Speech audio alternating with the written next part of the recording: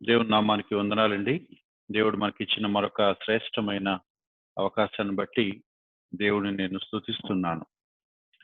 ఈరోజు మన అంశం ఆహ్, గత వారం యొక్క లాస్ట్ క్లాస్‌లో మాట్లాడుకున్న అంశాన్నే మనం కొంచెం ఆహ్, ఎక్స్‌టెండ్ చేసుకుంటున్నాము. లాస్ట్ క్లాస్‌లో మనం ఏమి డిస్కస్ చేశామో మీ అందరికీ గుర్తుందని నేను ఆశపడుతున్నాను.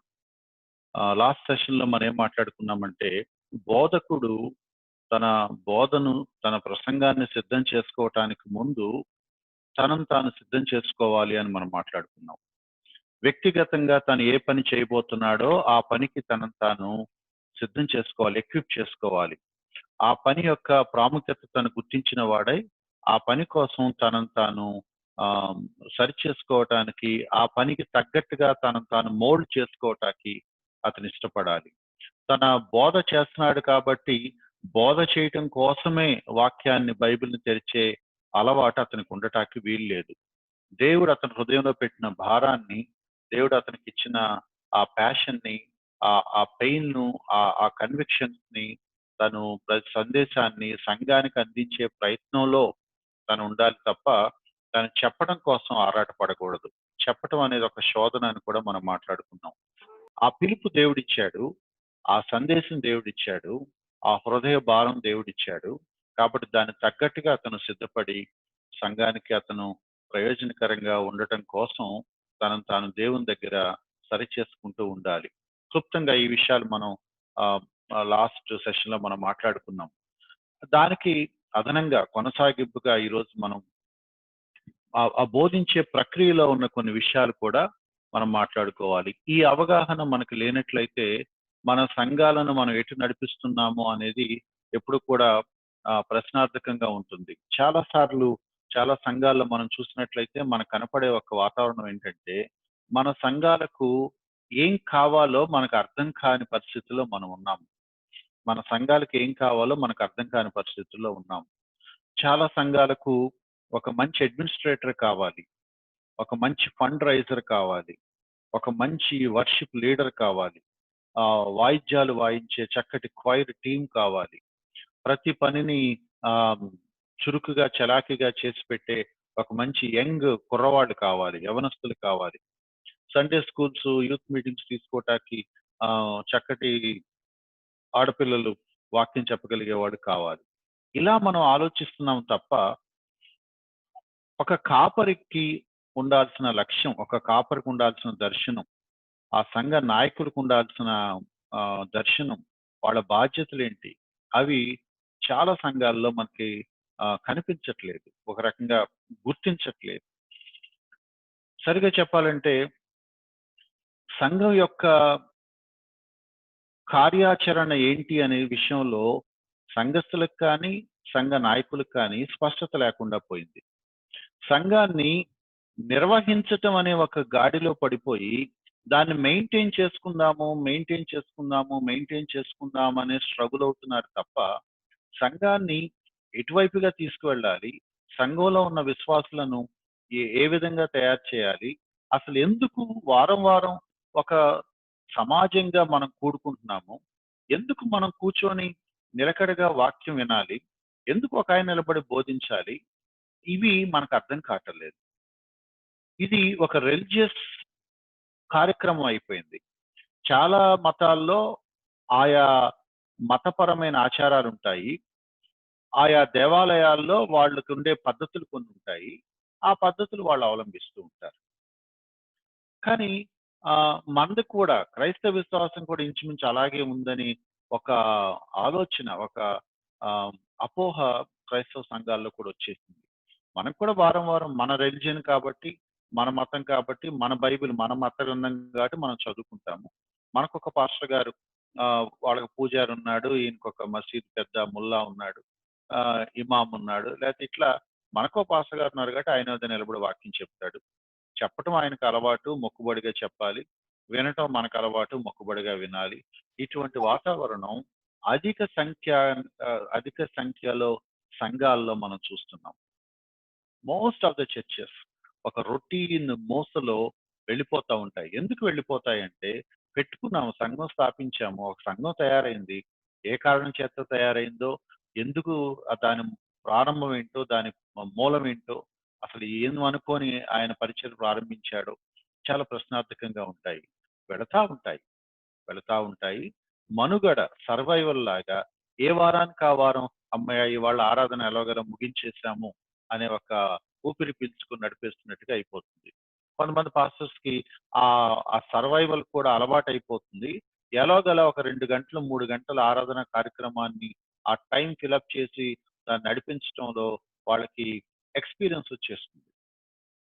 అలవాటైపోయిన ఒక నడిపింపు, అలవాటైపోయిన పాటలు, కొన్ని మాటలు అనౌన్స్‌మెంట్స్, కొన్ని వివరాలు చెప్పుకుంటూ, ఆ వాక్యాన్ని ఎలాబొరేట్ చేసుకుంటూ, మధ్య మధ్యలో రకరకాల కథలు చెప్పుకుంటూ, ఉదాహరణలు చెప్పుకుంటూ, ఇన్సిడెంట్స్ గురించి ప్రస్తావన చెప్పి, బయట జరుగుతున్న వార్తలు, న్యూస్‌ని వాటిని మెన్షన్ చేసి, ఒక టైం పాస్ 12 గంటల నుంచి లేదా 10 గంటల నుంచి 12 గంటల వరకు ఆరాధన అని అనుకుంటే, ఈ 2 గంటలు ఎలా టైమ్ మెయింటైన్ చేయాలా అనే ధ్యాస మాత్రమే ఉన్నవాళ్ళు విచారకరంగా మన ప్రాంతాల్లో ఉన్నారు. అందుకని బోధకుడు గ్రహించాల్సిన మరొక ప్రాముఖ్యమైన విషయాన్ని ఇవాళ నేను మీ దృష్టికి తేవాలని ఆశపడుతున్నాను. ఏంటి? What is preaching? ఈ బోధన ఎట్లా అర్థం చేసుకోవాలి? దీని లోపల ఉన్న ఆ విషయాలేంటి? దీన్ని నేను సంఘానికి ఏ విధంగా వర్తింపచేయాలి అనేది బోధకుడికి తెలిసుండాలి. అండర్‌స్టాండింగ్ ద ప్రీచింగ్ ఇవాళ మన అంశం. నేను ఆహ్, 2 పదాలు మీకు దృష్టికి ఇవాళ పరిచయం చేసే ప్రయత్నం చేస్తాను. ఒకటి ప్రీచింగ్, రెండవది టీచింగ్. ఒకటి ప్రీచింగ్, రెండవది టీచింగ్. ఈ రెండిటి గురించిన కనీస అవగాహన మనకున్నట్లయితే, మనం కొంచెం న్యాయంగా, బాధ్యతగా సంఘాలకు ఉపయోగపడేలాగా పనిచేయటానికి ప్రయోజనకరంగా ఉంటుంది. ఆ స్లైడ్‌లో నేను కొన్ని పదాలు రాశాను చూడండి. Preaching and teaching. ప్రీచింగ్ అంటే ప్రకటించటం. ప్రీచింగ్ అంటే ప్రకటించటం. టీచింగ్ అంటే బోధించటం. టీచింగ్ అంటే బోధించటం. సువార్తలు కొత్త నిబంధన అంతా మనం చదివినప్పుడు మనకు అర్థమయ్యే 2 పదాలన్నమాట. ఒకటి ప్రీచింగ్, 2 టీచింగ్. ఈ రెండిటికి వ్యత్యాసాన్ని ఏంటి అనేది రకరకాలుగా ఆలోచిస్తూ ఉంటారు. కొంతమంది రకరకాల డిఫరెన్సెస్‌ని ఎక్స్‌ప్లెయిన్ చేసే ప్రయత్నం కూడా చేశారు. వాటన్నిటి లోపల నేను వెళ్ళటలేదు కానీ, క్లుప్తంగా నేను ఇక్కడ ఒక చిన్న వివరణ ఇచ్చి ముందుకు వెళ్ళాలని ప్రయత్నిస్తున్నాను. ఆ నెక్స్ట్ స్లైడ్‌లో మీకు ఆ వివరాలున్నాయి. నేను చదువుతున్నాను చూడండి. ప్రీచింగ్ అంటే ప్రకటించటం. ప్రీచింగ్ ప్రకటించటం అంటే ఎగ్జార్టేషన్, ఎక్స్‌పోజిషన్, అడ్మానిషన్, ఎంకరేజ్‌మెంట్, కంఫర్ట్. అంటే ఆ ప్రకటనలో, ఆ బోధలో అంటే ప్రకటించే బోధ. దీని గురించి మళ్ళీ మనం కింద మాట్లాడుకుందాం. ఈ బోధలో ఎగ్జార్టేషన్ అంటే పురికొల్పటం, వివరించటం, హెచ్చరించటం, మందలించటం, సరిచేయటం, ఖండించటం, ప్రోత్సహించటం, ఆదరించటం, ధైర్యం చెప్పటం, ఈ విషయాలు ఇమిడి ఉంటాయి. టీచింగ్ అంటే బోధించటం. ఇందులో ఒక సమాచారాన్ని, ఒక సంగతిని, ఒక సత్యాన్ని ఇన్‌స్ట్రక్ట్ చేస్తారు, వివరిస్తారు. అది నీకు అర్థమయ్యేలాగా వివర వివరాలతో రకరకాల కోణాలలో దాన్ని ఎక్స్‌ప్లెయిన్ చేసి ఆ కంటెంట్ నీ దాకా చేరేలాగా ప్రయత్నిస్తాడు. అంటే బోధన, బోధ వివరించి దాన్ని నీకు అర్థమయ్యేలా చేసి, ఆ సమాచారాన్ని నీకు క్లియర్‌గా, స్పష్టంగా చేరవేయటం అన్నమాట. అయితే కొత్త నిబంధన గాని, పాత నిబంధన గాని మనం జాగ్రత్తగా చూసినట్లయితే ఈ రెండిటిని వేరు చేస్తున్నట్టుగా మనకు పెద్దగా ఏం కనపడదు. చాలా మంది ఈ 2 వేరు వేరు అని మాట్లాడుతూ ఉంటారు. ఒక విధంగా ఈ 2 వేరు వేరే. కానీ బైబిల్‌లో ఈ రెండిటిని 2 అసలు పొంతనలేని విషయాలుగా అయితే చూడటం లేదు. ఈ రెండిటికి ఒకదానితో ఒకటి ముడిపడి ఉంది. మనకు అర్థం అవ్వటం కోసం నేను ఈ 2 పదాలు వాడుతున్నాను. ఒకటి ప్రకటించటం, 2 బోధించటం. సువార్తను ప్రకటిస్తాము. తర్వాత సంఘానికి బోధిస్తాము. ఈ ఈ ప్రాథమికమైన వ్యత్యాసం మనకు తెలిస్తే మనకి ముందు కన్ఫ్యూజన్స్ లేకుండా ఉంటాయి. లోతుగా నేనేం వాటిని నిర్వచనాలు చెప్పే ప్రయత్నం చేయటం లేదు. బైబిల్ వాడిన పద్ధతిని నేను మీకు పరిచయం చేసే ఒక ప్రయాస. సువార్తను ప్రకటిస్తున్నాము, సత్యాన్ని నేర్పిస్తున్నాము, బోధిస్తున్నాము. బోధిగంతాలకు వెళ్ళి సువార్తను ప్రకటించండి, సమస్త జనులను నా శిష్యులుగా తయారు చేయండి. నేను మీకు ఏ ఏ విషయాలైతే బోధించానో ఆ విషయాలను మళ్ళీ వాళ్ళకి మీరు బోధించండి, నేర్పించండి. టీచింగ్ అంటే ట్రైనింగ్ అనే ఒక అర్థం ఉంది. ప్రీచింగ్ అంటే వాళ్ళకి అనౌన్స్ చేయటం, ప్రకటించటం, వాళ్ళకి డిక్లేర్ చేయటం అనే అర్థం ఉంది. అయితే ఈ రెండు కూడా ఒకదానితో ఒకటి ఓవర్లాప్ అవుతూ ఉంటాయి. ఎందుకంటే ప్రీచింగ్ అన్నప్పుడు మనం ఏం చేస్తామంటే ఎదుటి వాళ్ళకి ఆ సత్యాన్ని అప్లై చేస్తాం. అప్లికేషన్ అంటాం. టీచింగ్ అంటే మనం ఇన్స్ట్రక్షన్స్ ఇస్తాం, అంటే నేర్పిస్తాము, బోధిస్తాము, ఉపదేశిస్తాము. అయితే ఈ రెండింటికి ఓవర్లాపింగ్ అంటే ఒకదానితో ఒకటి ముడిపడిన సందర్భాలు ఉన్నాయి. ఎట్లా అర్థం చేసుకోవాలి అంటే నేను ఊరికినే ప్రకటిస్తే సరిపోదు. ఎందుకంటే ఏం ప్రకటిస్తున్నాననేది వినేవాడికి అర్థం అవ్వాలి. మీరు దేవుడు నమ్ముకోండి అని ప్రకటిస్తాను నేను, వాడు బిత్తరపోతాడు. ఎందుకు నమ్ముకోవాలి నేను అని అంటాడు. ఎందుకు నమ్ముకోవాలంటే నువ్వు కారణం చెప్పాలి. ఆ కారణం చెప్పటాన్ని టీచింగ్ అని అంటున్నాము. అంటే వివరంగా చెప్పటాన్ని టీచింగ్ అంటున్నాము. అతను ఏం చేయాలో చెప్పటాన్ని ప్రీచింగ్ అని అంటున్నాము. అందుకని preaching is more of application and teaching is instruction. Piper అనే ఒక ఆయన ఈ ఎగ్జాంపుల్ చెప్పాడు. ఈ ఉదాహరణ చెప్తే కొంచెం మీకు నేనేం చెప్పడానికి ప్రయత్నిస్తున్నానో మీకు అర్థం అవ్వచ్చు. జాన్ పైపర్ అనే ఆయన ఒక ఎగ్జాంపుల్ చెప్పాడు. హెరాల్డింగ్ అంటాము, లేకపోతే హెరాల్డ్ అంటే ప్రీచింగ్ కి కొత్త నిబంధన వాడిన ఒక ఒక ఒక పదం ఏంటంటే హెరాల్డ్ అని. అంటే ఉదాహరణకి ఒక ఒక రాజుగారి తరపున ఒక శాసనం తయారు చేశారనుకోండి. ఆ రాజుగారి తరపున ఒక సైనికుడు, ఒక దూత అతను వచ్చి ఆ సందేశాన్ని తీసుకొని ప్రజల దగ్గరికి వచ్చాడు అనుకోండి. మనకి అర్థం అవటం కోసం మన గ్రామాల్లో, విలేజెస్ లో దండోరా వేస్తారు. దండోరా మీరు చూసే ఉంటారు. ఆ పంచాయతీ వాళ్ళు, ఊరి పెద్దలు ఒక దండోరా వేస్తారు, చాటింపు వేయిస్తారు. దానిని ప్రొక్లమేషన్ అని అంటున్నాము. దానిని ఆ ప్రీచింగ్ అని అంటున్నాము. అంటే ఒక విషయాన్ని అనౌన్స్ చేసి, డిక్లేర్ చేసి చెప్పటం. సువార్తను ప్రకటించమని దేవుడు చెప్పాడు. అంటే వెళ్ళి మనం అనౌన్స్ చేస్తున్నాము.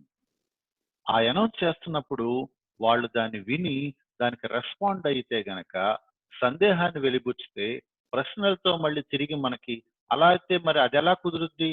అది నిజమేనా? మరి నేనేం చేయాలి? మరి అది కరెక్ట్ కాదేమో, ఇది ఎలా చెప్తున్నావు అని ఏ విధమైన సరే ఒక జిజ్ఞాసతో, ఒక సందేహంతో, ఒక ఆశ్చర్యంతో, ఇంకా తెలుసుకోవాలనే ఒక వివరంతో గనక అతను ముందుకు రెస్పాండ్ అయితే, అతనికి వివరాలతో మనం అతన్ని బోధించే ప్రయత్నం చేస్తాం. జాన్ పైపర్ అనే అతను ఇచ్చిన ఎగ్జాంపుల్ ఏంటంటే, ఒక రాజు గారు ఒక ఒక తాకీదు, ఒక ఒక ఆజ్ఞ జారీ చేశాడట. ఒక మనిషిని అంటే రాజకీయ ఖైదీలు అంటాం, జైల్లో ఉన్న ఖైదీలందరికీ క్షమాభిక్ష పెడుతున్నాను అని అనౌన్స్ చేయమని చెప్పాడట. జైల్లో ఉన్న ఖైదీలందరినీ, రాజకీయ ఖైదీలందరికీ క్షమాభిక్ష పెడుతున్నాను, వాళ్ళకి చెరసాల్లో ఉండవసరం లేదు, వాళ్ళందరికీ స్వేచ్ఛ కలిగింది, విడుదల ఇచ్చేసాను, అనౌన్స్ చేయండి అని అన్నాడట. కాబట్టి ఈ జైల్లో ఉన్న ఖైదీలందరి దగ్గరికి ఒక అతను వచ్చి అనౌన్స్ చేస్తున్నాడు. అయ్యా వినండి, మీ అందరికి ఒక గుడ్ న్యూస్, రాజుగారు మిమ్మల్ని అందరినీ వదిలేస్తానంటున్నాడు, మీ అందరికీ విడుదల ఇస్తానంటున్నాడు, త్వరలో మీకు స్వతంత్రం వస్తుంది, now you will be set free అని చెప్తున్నాడు. హెరాల్డ్ అంటే రాజుగారి ప్రతినిధిగా ఒక అతను వచ్చి ఒక విషయాన్ని బహిరంగంగా, చాటింపులాగా, బిగ్గరగా చెప్పటం, ప్రకటించటం. అప్పుడు వాళ్ళు రెస్పాండ్ అవుతారట. నిజంగా నిజంగా వదిలేస్తాడా? మరి వదిలేస్తే మళ్ళీ మళ్ళీ మేము ఇక వచ్చి పోలీస్ స్టేషన్కి వచ్చి సంతకం పెడతా ఉండాలా? లేకపోతే ఇక ఒకసారి మా కేసులన్నీ తీసేస్తారా? మేము మా ఊరు వెళ్ళిపోవచ్చా? ఇక్కడే ఉండాలా? మరి వదిలేస్తాడంటే లైఫ్ టైం వదిలేస్తాడా? లేకపోతే కొంతకాలం వదిలేసి మళ్ళీ ఇంకేమన్నా షరతులు పెడతారా? మేమేమన్నా ఉద్యోగాలు చేసుకోవచ్చా? లేకపోతే మాకేమన్నా పరిమితులు ఇవి ఎవరికెవరికైతే రకరకాల సందేహాలు వస్తాయో అవన్నీ వాళ్ళు ఆ ప్రకటించిన వ్యక్తి మీద సంధిస్తూ ఉంటారు. అప్పుడు ఆ ప్రకటించిన వ్యక్తి ఏం చేస్తారంటే, అలా కాదు, ఇలాగా అని ఆ లా ఆ రాజుగారు జారీ చేసిన ఆ ఆదేశం వెనక ఉండే టర్మ్స్ అండ్ కండిషన్స్ మంచి చెడులన్నీ ఎక్స్‌ప్లెయిన్ చేసి వాళ్ళు క్లియర్ చేసే ప్రయత్నం చేస్తాడు. సింపుల్‌గా బోధకుడు ఈ 2 పనులు చేయబోతున్నాడు. అందుకే ఒకాయన వాడిన పదం ద ప్రీచింగ్ టీచర్స్. ప్రకటించే బోధకులు. The preaching teachers. ప్రకటించే బోధకులు. లేదా బోధించే ప్రసంగికులు. Teaching preachers. అంటే ఈ 2 ఒకదానితో ఒకటి ముడిపడి ఉంటాయి. ఇదెందుకు నేను దీని గురించి ఇంత అంటే ఇబ్బంది పడుతున్నానంటే చెప్పటానికి, ఇది ఖచ్చితంగా మనం పట్టుకోవాలి. ఇది పట్టుకోవాలి. నేను టీచింగ్ గురించి మాట్లాడతాను ఉదాహరణకి. నేనొక కాలేజ్ లెక్చరర్‌ని కాబట్టి ఒక పాఠం వివరిస్తాను. ఒక పాఠం వివరిస్తాను. ఆ పాఠం వివరించాక మీకు అర్థమైందా అని నా విద్యార్థులను అడుగుతాను. అర్థమైంది సార్ అని అంటారు. తర్వాత నేనేం చేయాలి? నా పని అయిపోయింది. వాళ్ళకి అర్థమైపోయింది. వాళ్ళకి అర్థమయ్యేలా చెప్పటంతో నా బాధ్యత తీరిపోయింది. కానీ బోధకుడు లెక్చరర్ లాంటి వాడు కాదు. ఒక వాక్య భాగాన్ని అర్థమయ్యేలా చెప్పేసి మీకు అర్థమైంది కదా అని వచ్చేయటానికి. నేను చాలా కాలం ఈ ఒపీనియన్‌లోనే ఉండేవాడిని. నేను సరిగ్గా బోధించి, సరిగ్గా వివరిస్తే వాళ్ళకి అర్థమైతే చాలు. వాళ్ళే వాళ్ళ జీవితాలకి అప్లై చేసేసుకుంటారు. అది సరిగ్గా అర్థమైతే వాళ్ళే దానికి లైఫ్‌కి అప్లై చేసుకుంటారని అనుకునేవాడిని. కానీ నేను పొరపడ్డానని నాకు తర్వాత అర్థమైంది. బోధకుడు కేవలం ఒక టీచర్ అంటే ఒక లెక్చరర్ లాగానో, ఒక ఉపన్యాసకుడు లాగానో ఒక విషయాన్ని చెప్పేసి వదిలేయడు. ఏ విషయాన్నైతే బోధించానో, ఏ విషయాన్నైతే వివరించానో, ఏ విషయాన్నైతే వాడికి ఇంతసేపు ఓపికగా చాలా క్లియర్‌గా ఎక్స్‌ప్లెయిన్ చేశానో, ఎందుకు ఎక్స్‌ప్లెయిన్ చేశాను? ఇంత చెప్పాల్సిన అవసరం ఏంటి? ఇంత చెప్పాక ఇక నా పని అయిపోయిందంటే, ఏంటి నేనేమి ఎక్స్‌పెక్ట్ చేసి, ఏ ఉద్దేశంతో, ఏ లక్ష్యంతో ఇంతసేపు ఈ వివరణ కోసం ప్రయత్నించాను? ఇంత చెప్పాక నేను వాళ్ళని వదలకూడదు. అదేంటంటే, ఈ వివరించిన సత్యం, ఈ ప్రకటించిన సత్యం, ఈ బోధించబడిన ఈ సత్యం వాళ్ళు తమ జీవితాలకి అన్వయించుకోవాలి. తమ జీవితాలకు అప్లై చేసుకోవాలి. మరి నీ పరిస్థితి ఏంటి? ఇదిగో సత్యం ఇలా చెప్తుంది. మరి ఈ సత్యం ప్రకారం నువ్వు ఉన్నావా లేదా? 1 ఉన్నావా లేదా? 2 ఆ విధంగా ఉండటానికి నీకు ఇష్టం కలుగుతుందా లేదా? అంటే బోధకుడు వాళ్ళని ఛాలెంజ్ చేయాలి. ఛాలెంజ్ చేయాలి. ప్రోత్సహించాలి. పురికొల్పాలి. మందలించాలి. గద్దించాలి. ఉపదేశించాలి. ఖండించాలి. బుద్ధి చెప్పాలి. సరిచేయాలి. ఎంకరేజ్ చేయాలి. సత్యాన్ని వివరించి అర్థమయ్యేలా చెప్పటమే కాదు, ఆ చెప్పిన తర్వాత అది తన జీవితానికి అతను తీసుకొని, అన్వయించుకొని, అప్లై చేసుకొని, తన వ్యక్తిగత అనుదిన జీవితంలో దాన్ని ఆచరించేలాగా అతనిని నేను ఒత్తిడి చేయాలి. నేను ఈ మాట కావాలని వాడుతున్నాను. ఒత్తిడి చేయాలి. ఎందుకంటే అతను ఆ సందేశాన్ని సీరియస్‌గా తీసుకునేలాగా ఆ సీరియస్‌నెస్ అతనికి నేను క్రియేట్ చేయాలి. నేను అతన్ని ఒత్తిడి చేయాలి. ఛాలెంజ్ చేయాలి. అతని మీద నేను ప్రెషర్ పెట్టాలి. అంటే ఎమోషనల్ బ్లాక్‌మెయిల్ గురించి నేను మాట్లాడట్లేదు. మానసికంగా బలవంతం చేసేసి ఎమోషనల్‌గా వాడి చేత ఏది అట్లా అంటలేదు. నిజంగా నీకు సత్యం అర్థమైందా? నిజంగా సత్యం అర్థమయ్యేలాగా నిజంగా నేను కష్టపడి బోధించాలి. నిజంగా సత్యం అర్థమైతే దానికి నువ్వు నిజంగా స్పందించే బాధ్యత నీకుంది అని ఆ వినేవాడికి నేను అర్థమయ్యేలా ప్రోత్సహించాలి. దాన్ని ఎక్సార్టేషన్ అంటాం.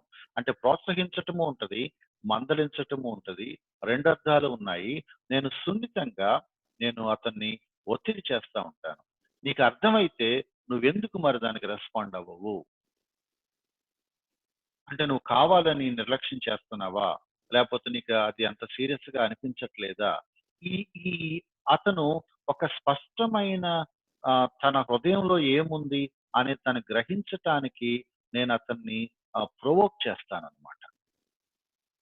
కాబట్టి ప్రీచింగ్‌ని, టీచింగ్‌ని విడగొడటానికి లేదు. బోధకుడు బోధిస్తూ ఉంటాడు, ప్రకటిస్తూ ఉంటాడు. సువార్త ప్రకటిస్తున్నాననుకోండి, నేను సువార్త ప్రకటించేటప్పుడు సువార్త ప్రకటిస్తూ, సువార్త వాళ్ళకి అర్థమయ్యేలా చేస్తూ ఉంటాను. ఆ సువార్తను వాళ్ళ జీవితాలకు అప్లై చేసుకోవాలని వాళ్ళని నేను అడుగుతూ ఉంటాను.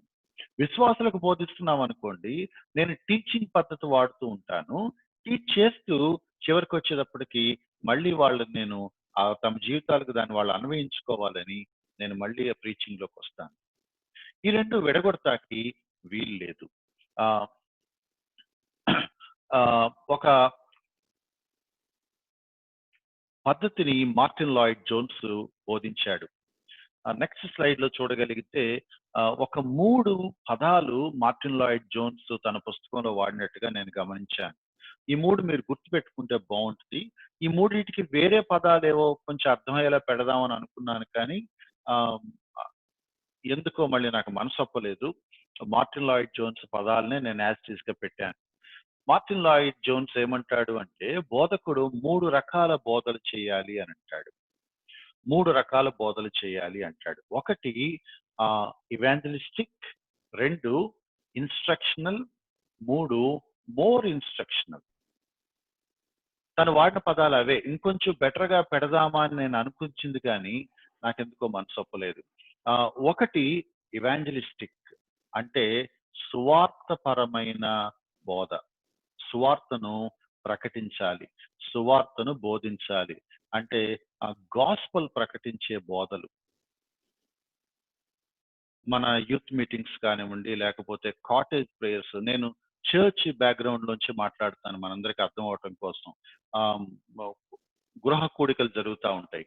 ఇవాంజలిస్టిక్ పర్పస్‌తోనే జరుగుతా ఉంటాయి. ఆయా చోట్ల కొన్ని వాళ్ళు స్తుతి కూటాలని, బర్త్‌డే పార్టీలని, కాటేజ్ ప్రేయర్స్ అని పెట్టుకుంటారు. అకేషన్ ఏమైనా సరే అది ఇవాంజలిస్టిక్ పర్స్పెక్టివ్‌లోనే తీసుకుంటాడు కాపరి. ఎందుకంటే ఆ కుటుంబాన్ని బేస్‌గా చేసుకొని, ఆ చుట్టుపక్కల కుటుంబాల వాళ్ళకి స్వార్థ ప్రకటించాలనేది ఆయా స్థానిక సంఘాల భారం. కాబట్టి ఒకటి సువార్తను ప్రకటించే బోధ, గాస్పెల్ మీటింగ్స్, ఇవాంజలిస్టిక్ అని అంటాము. రెండవది ఇన్‌స్ట్రక్షనల్ అంటే మన ఆదివారం ఆరాధనలో మనం వినే వాక్యం అన్నమాట. అది వర్షిప్ మెసేజ్ కావచ్చు, కమ్యూనియన్ మెసేజ్ కావచ్చు, అదర్ ఇన్‌స్ట్రక్షన్స్ ఏవైనా సరే. లేదు ఆహ్, వారంలో సంఘంలో బోధించే, విశ్వాసులకు బోధించే ఏ బోధైనా అది ఇన్‌స్ట్రక్షనల్ అని అంటాం. అంటే ఉపదేశించటం, నేర్పించటం. ఆయా సంగతులు నేర్పించుకుంటూ బోధించటం. ఉదాహరణకు ఆదివారం ఆరాధనలో మనం చూస్తాము. అది ఒక వాక్య భాగం తీసుకుంటాడు బోధకుడు. అందులో ఉన్న విషయాలు మనకు వివరించి చెప్తూ ఉంటాడు. వాటిని మన జీవితాలకి అన్వయించి, ఆ ప్రకారంగా మనం ఉన్నామా లేదా పరీక్షించుకోమని మనకది అప్లికేషన్ మనకు ఒత్తిడి చేస్తూ ఉంటాడు. ఇన్‌స్ట్రక్షనల్. ఇది బిలీవర్స్‌కి వర్తిస్తుంది. లేదా సంఘస్థులకి, విశ్వాసులకు వర్తిస్తుంది. మూడవది మనం చూసినట్లయితే మోర్ ఇన్‌స్ట్రక్షనల్.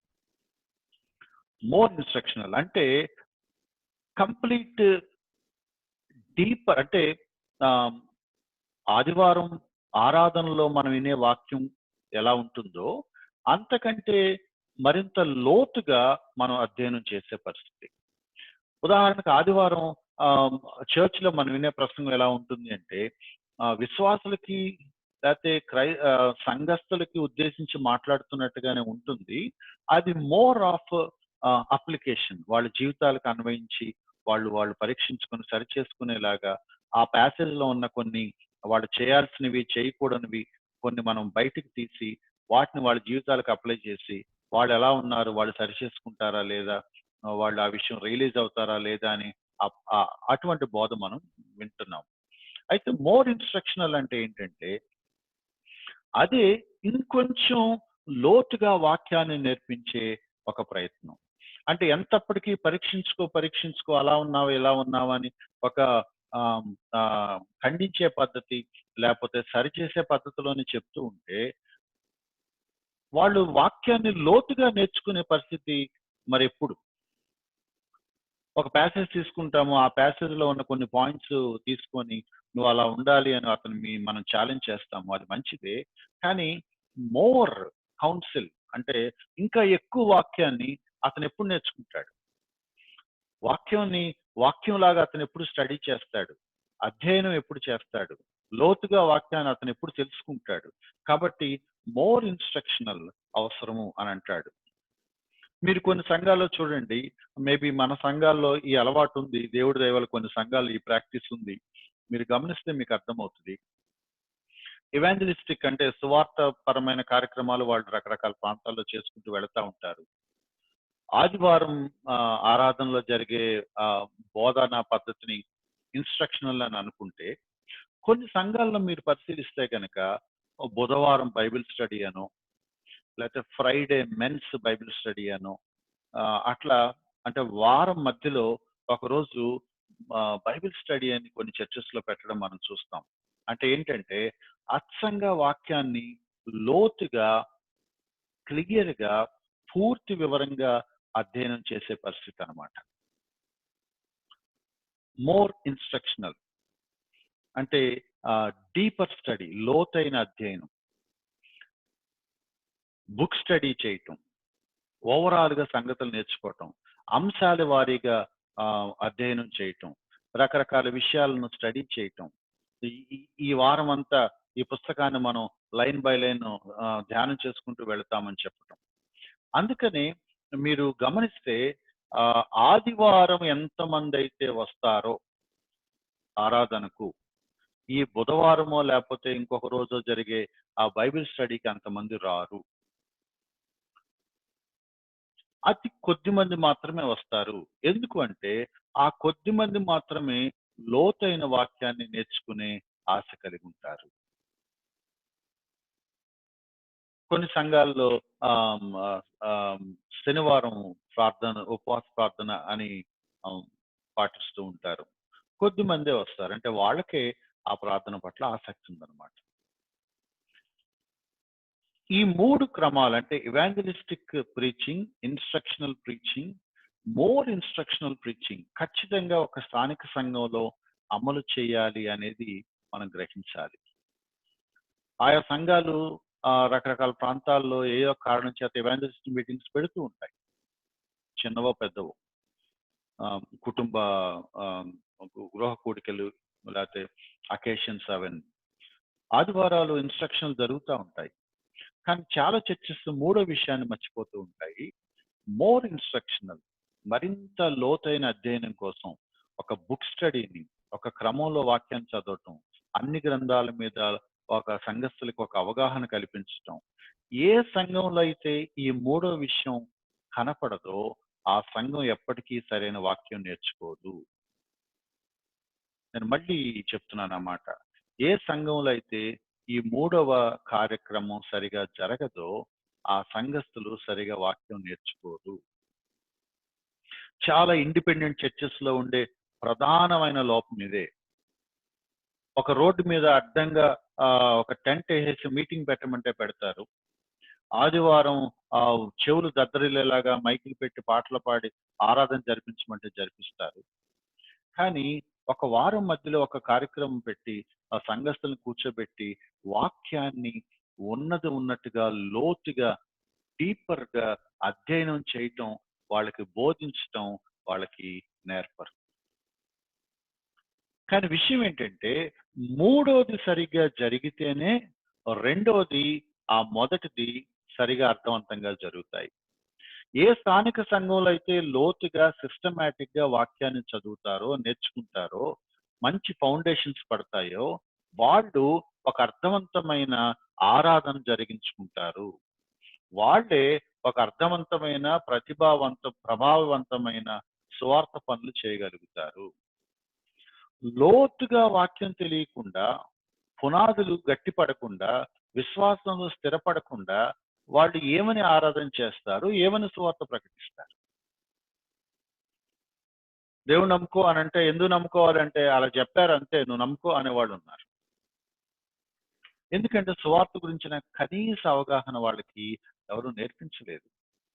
మీరు అడగండి, ఎవరన్నా, నేను చాలా మంది పాస్టర్స్ ని తరచూ అబ్జర్వ్ చేస్తూ ఉన్నప్పుడు ఒక ఒక ఆమ్, ఒక సర్వే లాగా గనక మీరు చేయగలిగితే మీకు చాలా విషయాలు ఆ, మీకు వెలుగులోకి వస్తాయి. సంవత్సరంలో కనీసం ఒక్కసారి కూడా త్రిత్వం గురించి బోధించాలి అన్న ఆలోచన చాలా మంది పాస్టర్స్ కి ఎప్పటికీ రాలేదు. కొంతమందితో మాట్లాడుతుంటే బాధ కలుగుతూ ఉంటది, ఏడుపు వస్తూ ఉంటది. Not even once. నేను పరిచయం ప్రారంభించి 20 సంవత్సరాలు అవుతుందండి అని అంటాడు. మీరు ఊరినే చనువుగా తీసుకుని అడగండి, అయ్యగారు 20 సంవత్సరాలుగా మీరు సంఘాన్ని నడిపిస్తున్నారు కదా అని అడగండి. ఒకవేళ 20 సంవత్సరాలుగా అంటే సంవత్సరానికి 50 ఆదివారాలు, నేను రౌండ్ ఫిగర్ వేసి చెప్తున్నాను. సంవత్సరానికి 50 ఆదివారాలు, 20 సంవత్సరాల సేవ, 20 ఇంటూ 50 ఎన్ని ఆదివారాలు? ఇన్ని ఆదివారాల్లో ఒకరోజు ఎప్పుడైనా మీరు త్రిత్వం అంటే ఏంటి అని ఎప్పుడైనా బోధించారా మీ సంఘానికి? సువార్త అంటే ఏంటి ఎప్పుడైనా బోధించారా? సంఘం అంటే ఏంటి ఎప్పుడైనా బోధించారా? చాలా చాలా వేళ్ల మీద లెక్క పెట్టగలిగే వాళ్ళు ఉంటారు అలా బోధించేవాళ్ళు. నేను ఒక పాస్టర్ గారితో మాట్లాడుతుంటే ఆయన అన్నాడు, అంత నేర్పించాల్సిన అవసరం లేదండి అన్నాడు. మరి దేని కొరకు దేవుడు నిన్న ఆ సంఘానికి కాపరిగా పెట్టాడు? అంత నేర్పించాల్సిన అవసరం లేదు అన్నప్పుడు, అలా అంత నేర్పించాల్సిన అవసరం లేదని నువ్వెలా డిసైడ్ చేశావు? అంత అవసరం లేనప్పుడు వీళ్ళందరూ నీ దగ్గరికి వచ్చి ఎందుకు కూర్చోవాలి? చాలా విచారకరమైన పరిస్థితుల్లో మన సంఘాలు ఉన్నాయి. వాట్ ఈస్ గాస్పల్ అని వివరంగా బోధించే కాపర్లు లేరు. రక్షించబట్టం అంటే ఏంటో అర్థం కాక నలిగిపోతున్న సంఘస్థులు ఇంకా ఉన్నారు. ఇప్పటికీ దేవుడి చిత్తం కనుక్కోవటం అంటే ఏంటో కన్ఫ్యూజన్. మారుమనసు పొందటం అంటే ఏంటో కన్ఫ్యూజన్. రక్షించబడ్డానా లేదా కన్ఫ్యూజన్. ప్రభువారు వచ్చినప్పుడు నేను కూడా ప్రభువారితో కలిసి యుగయుగాల నిత్యత్వంలో ఉంటానా లేదా కన్ఫ్యూజన్. ఒక విశ్వాసి పాపం చేస్తే ఏమవుతుంది? కన్ఫ్యూజన్. ఏమీ నేర్పించకుండా, ఒక క్రమం లేకుండా, ఒక అవగాహన లేకుండా, ఒక రిలీజియస్ వాతావరణంలోకి మనం వచ్చేసామని ఒక భయం కలుగుతుంది. అంటే వారం వారం చర్చికి వెళ్ళిపోయి పాటలు పాడుకొని, చందా వేసుకొని, కమ్యూనియన్లో పార్టిసిపేట్ చేసి, ఏవో కొన్ని కార్యక్రమాలు జరిగితే అవి కూడా పార్టిసిపేట్ చేసి, ఇది రిలిజియన్, క్రిస్టియన్ రిలిజియన్, మాది క్రైస్తవ మతం కాబట్టి ఇవి మేము చేయాలి అన్నట్లుగా ఆ ధోరణిలో చాలా మంది ఉన్నారు తప్ప, స్క్రిప్చర్స్, లేఖనాలు ఏంటి, వాక్యం, వాక్యాన్ని ఎందుకు నేర్చుకోవాలి?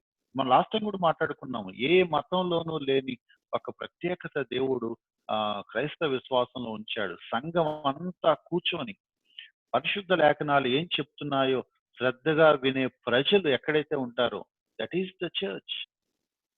ఒక ఆయన నిలబడి ఆ బైబిల్ తెరిచి, this is what the Bible says and this is how we should live అని బోధించే బోధకుడు ఒక్క క్రైస్తవ సంఘాల్లోనే కనపడతాడు. కానీ విచారకరంగా ఇవాళ ఆ వాతావరణం కూడా కనపడలేదు. ప్రతి స్థానిక సంఘంలో ఈ 3 పనులు ఉండాలి. ఒకటి ఇవాంజలిస్టిక్ బోధ జరగాలి, 2 విశ్వాసులకు బోధ జరగాలి, 3 లోతుగా వాక్యాన్ని అధ్యయనం చేసే డీపర్ స్టడీస్ జరగాలి.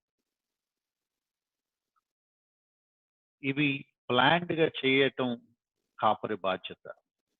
ఈ మూడింటి మీద మనసు పెట్టడం కాపరి బాధ్యత. 3వ విషయం అంటే డీపర్ స్టడీస్, మోర్ ఇన్స్ట్రక్షనల్, లోతైన అధ్యయనం. ఒక బుక్ స్టడీ అవ్వనివ్వండి, ఒక అంశం అవ్వనివ్వండి, ఒక క్రమంలో ధ్యానం చేసుకుంటూ రావటం కానివ్వండి, ఇవి చేయటానికి కాపరికి పోలెడంత కష్టం అవుతుంది. ఎందుకంటే ఆయన చదవాలి, ఆయన ప్రిపేర్ అవ్వాలి, ఆయన నోట్స్ రాసుకోవాలి, ఆయన దాని గురించిన రీసెర్చ్ చేయాలి, దాని గురించిన అధ్యయనం చేయాలి. ఒక్కొక్క లైన్ ఆయన తరచి తరచి తవ్వి తవ్వి ఆ నిజమైన అర్థాన్ని యాక్యురేట్ గా పట్టుకోవాలి.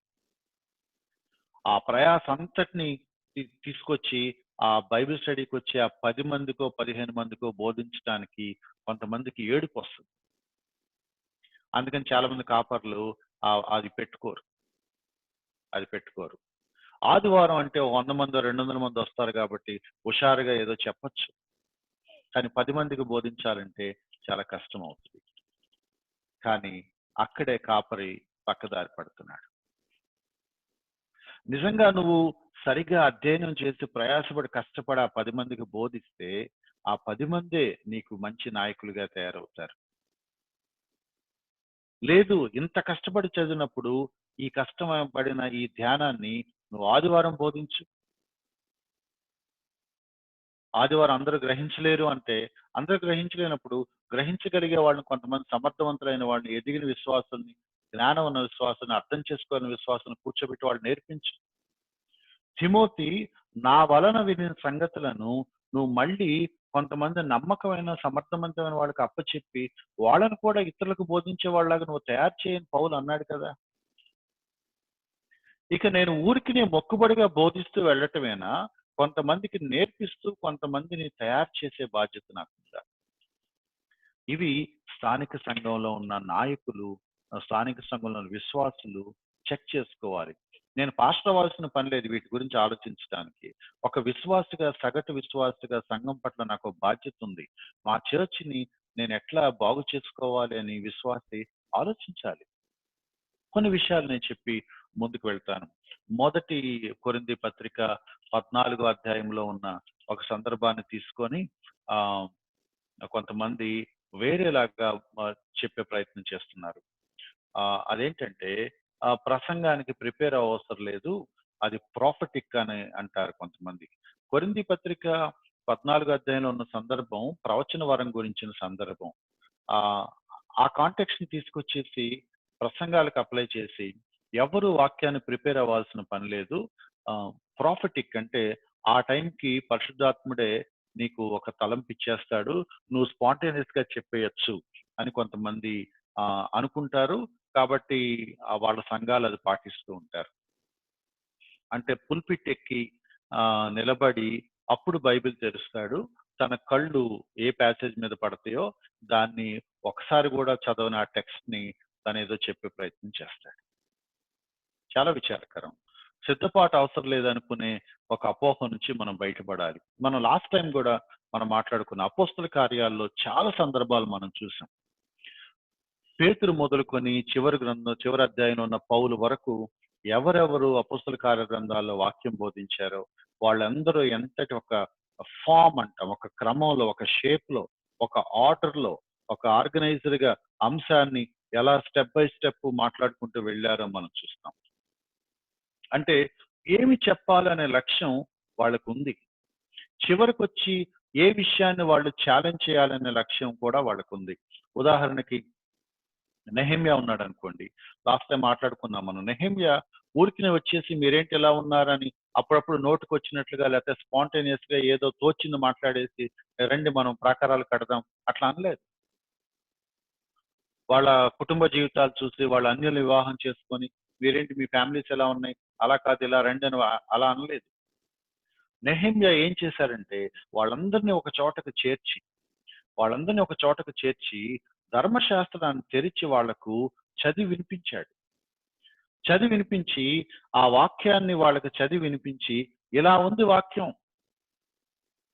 యాజకులారా మీరు ఇలా ఉండాలి, ఇశ్రాయేలు వారులారా మీరు ఇలా ఉండాలి, మీరు అన్య స్త్రీలను వివాహం ఆడకూడదు, కానీ మీరు ఎందుకు ఆడుతున్నారు, వాక్యం ఇలా చెప్పింది కదా, మీ జీవితాలు ఏంటి? వాళ్ళు పశ్చాత్తాపడ్డారు. ప్రభా మీ ధర్మశాస్త్రాన్ని వ్యతిరేకంగా మేము పనిచేసాము అని వాళ్ళు పశ్చాత్తాపడితే అప్పుడు నెక్స్ట్ ఆయన అప్లై చేస్తున్నాడు. ఏమని అంటున్నాడంటే మీరు అర్జెంటుగా వాళ్ళని వదిలించుకోండి, వాళ్ళని మీ సమాజంలోంచి పంపించి వేయండి, అన్య స్త్రీలు ఎవరైతే ఉన్నారో వాళ్ళని వదిలించుకోండి. కొన్ని కాస్ట్లీ డెసిషన్స్, రిస్క్ తో కూడిన డెసిషన్స్, పెయిన్ఫుల్ డెసిషన్స్ తీసుకున్నారు. వాక్యానికి వాళ్ళు లోబడ్డారు. వాక్యాన్ని ఆర్గనైజ్డ్గా, జాగ్రత్తగా, ప్లాన్డ్గా వివరించి ఒక క్రమంలో బోధించినప్పుడు కార్యాలు జరుగుతాయి. సంఘ చరిత్రలో మనం ఎప్పుడు చూసినా సరే సిస్టమేటిక్గా ఎప్పుడైతే వాక్యం బోధించారో ఆ ప్రాంతాల్లోనే, ఆ కాలంలోనే మంచి రివైవల్స్ వచ్చినట్టుగా మనం చూస్తాం. వాక్య బోధన లేని, సక్రమమైన వాక్య బోధన లేని, హితబోధ లేకుండా రివైవల్ రాదు. అందుకు ఒక ఆయన అన్నాడు, ఉద్యమం కావాలని కోరుకుంటా ఉంటే ముందు ఆ రివైవల్ పుల్పిట్ లో రావాలి అని చెప్పాడు. మన వాక్య బోధన, మన వాక్యం బోధించే బోధకులు ఏ వేదికల దగ్గర నిలబడుతున్నారో ఆ పుల్పిట్ దగ్గర గనక మార్పు రాకపోతే, ఆ బోధలో మార్పు రాకపోతే ఇంకా మన సంఘాల్లో ఏమి ఉద్యమం వస్తుంది? పేతురు ఉదాహరణ మనకు తెలుసు.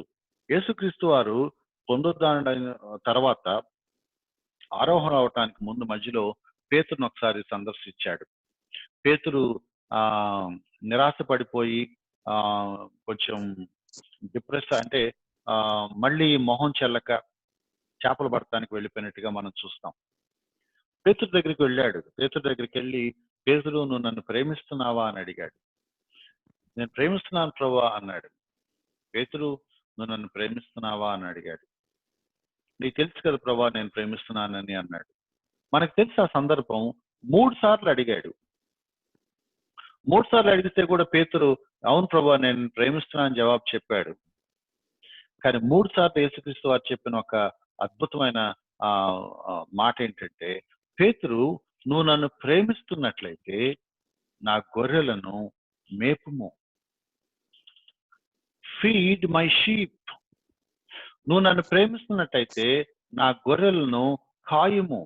కాయుము అనే మాటకు అర్థం ఏంటంటే, గొర్రెలు కాయటం అంటే అర్థం ఏంటంటే, చాలా సార్లు మన విలేజెస్ లో గేదెలు కాసుకుంటూ వెళ్ళిపోతా ఉంటాం. గేదెలు కాయటం అనే దానికి మన విలేజ్ లో ఉన్న వాతావరణాన్ని బట్టి మీనింగ్ మారిపోయింది.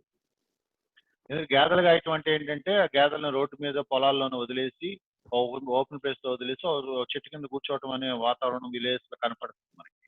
ఎందుకంటే ఇక్కడ క్రూర మృగాలు ఏమి మనకు కనపడవు కాబట్టి. కానీ ఆ యేసుక్రీస్తు వారు చెప్పిన కాంటెక్స్ట్ అది కాదు. గొర్రెల్ని నువ్వు మేపుతానికి బయటికి తీసుకువెళ్ళినప్పుడు ఎటువైపు నుంచి తోడేళ్ళు వస్తాయో, ఎటువైపు నుంచి సింహాలు, మృగాలు వస్తాయో తెలియదు.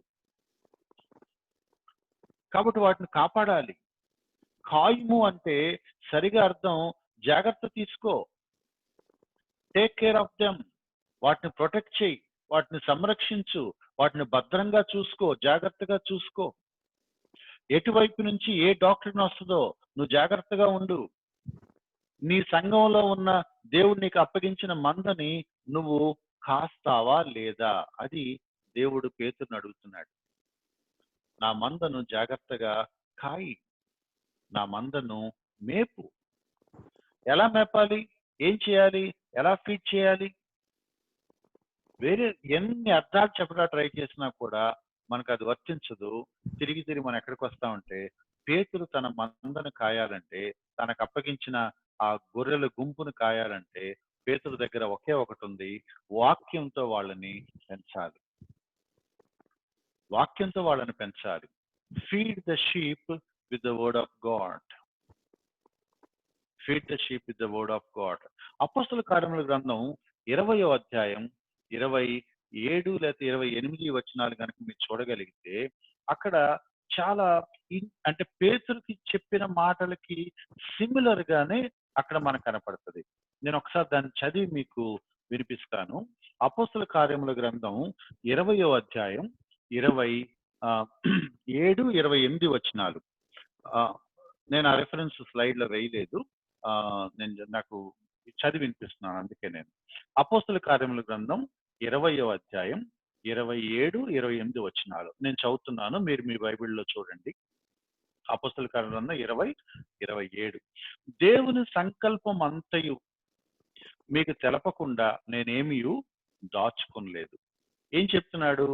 దేవుని వాక్యం, ఆ వాక్యంలో ఉన్న దేవుని సంకల్పం అంతా, దేవుడు ప్రణాళిక ఏంటి, హోల్ కౌన్సిల్ ఆఫ్ గాడ్ అంటాము, అది నేను పూర్తిగా మీకు నేర్పించాను. నేను మీకు నేర్పించినప్పుడు ఏమీ దాచుకోలేదు. మీకు తెలపకుండా ఏమీ నేను దాచుకోలేదు. మీకు మీ దగ్గర ఉన్నంత కాలం నేను మీకు పూర్తిగా బోధించాను. పౌలు వాళ్ళకి చెప్తున్న మాట అన్నమాట. అలా బోధించానని చెప్పిన తర్వాత నేనిప్పుడు వెళ్ళిపోతున్నాను. ఈ సంఘాలని మీరే చూసుకోండి. మీరే ఇక నుంచి నాయకులు. కాబట్టి మీకొక బాధ్యత ఉంది. నేనైతే మీకు పూర్తిగా బోధించాను. మీరేం చేయాలి? దేవుడు తన స్వరక్తమిచ్చి సంపాదించిన తన సంఘమును కాయుటకు పరిశుద్ధాత్మ మిమ్మును దేనియందు అధ్యక్షులుగా ఉంచెనో ఆ యావత్తు మందను గూర్చి మీ మట్టుకు మీరు మిమ్మును గూర్చియు జాగ్రత్తగా ఉండుడి. నేను వెళ్ళిపోయిన తర్వాత క్రూరమైన తోడేళ్లు మీలో ప్రవేశించిన నాకు తెలియను. వారు మందను కనికరింపరు. మరియు వారు శిష్యులను తమ వెంట ఈడ్చుకొని పోవలనని వంకర మాటలు పలుకు మనుషులు మీలోనే బయలుదేరుదురు. కావున నేను 3 సంవత్సరంలో రాత్రింబగళ్ళు కన్నీళ్లు విడిచుచు ప్రతి మనుషునికి మానక బోధిస్తూ వచ్చాను. చూసారు ఎంత ఆర్డర్లో చెప్పుకుంటూ వచ్చాడు. నేను దేవుని సంకల్పాన్ని మీకు బోధించకుండా దాచుకోలేదు, మొత్తం బోధించాను. ఎందుకు అంటే ఆ మందని గురించి జాగ్రత్తగా ఉండటానికి అదే పద్ధతి, వేరే పద్ధతి లేదు. వాక్యాన్ని బోధించి మంద విషయంలో జాగ్రత్తగా ఉండటమే సంఘ పెద్దలకు దేవుడు అప్పగించిన పని. దేని విషయంలో దేవుడు మిమ్మల్ని అధ్యక్షులుగా ఉంచాడో ఆ మందను గూర్చి మీరు జాగ్రత్తగా ఉండాలి. ఎందుకంటే ఆ మందకు మీరు దేవుని వాక్యాన్ని ఆయన సంకల్పం అంతటిని బోధిస్తూ దాన్ని ప్రొటెక్ట్ చేయాల్సిన బాధ్యత మీకుంది. ప్రొటెక్ట్ చేయాల్సిన బాధ్యత మీకుంది. ఎందుకు? తోడేళ్లు ప్రవేశిస్తాయి, ప్రమాదం ఉంది.